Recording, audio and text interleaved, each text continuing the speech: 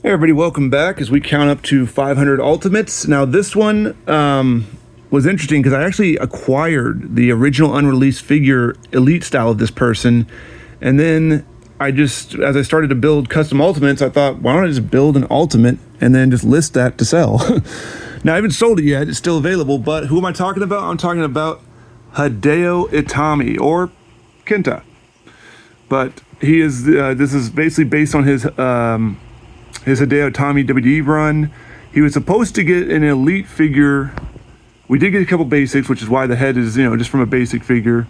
I didn't take apart the elite. It's still, I paid way too much money for that. It's still kind of a holy grail to me because I don't see them out there, and I don't see anybody really bragging about them. So, but originally he was just in I took the legs out, or I took the thighs away from an edge, so it was just like in white with gold. Then I got the decals, I painted it black, I applied the decals myself to give him that brown. Unfortunately this decal here is so hard to see in there. You can see it kind of, if I put maybe the light up to it, or there it is, so you can see it right there. Really not the best as far as showing up. And it was really tall, so I had to go back in, get the AJ style thighs, lower cut, and then swap them out, and then just get some boots. I think these aren't even painted, and they might have some decals to them. I just painted over them. Very basic attire, not hardest to do. I think I used an AJ Styles torso. You can see the tattoo. As you can see, I've gotten better at removing the decal without burning the figure, so that's been good. In fact, actually, if I remember, I sent this to Cujo, and he did touch it up a little bit too, so he might have actually retouched up a little bit on this. I think at the time, it was a little rough. It was a little rough on the painting, because unfortunately, I was trying to paint it with the legs still attached. He took the legs off, scrubbed them, repainted it a little bit, left the decals the way they were, though. He was, he didn't want to mess with those very much. So, a little bit rough, obviously, you can see in certain areas near the decal, because I was not the best at it.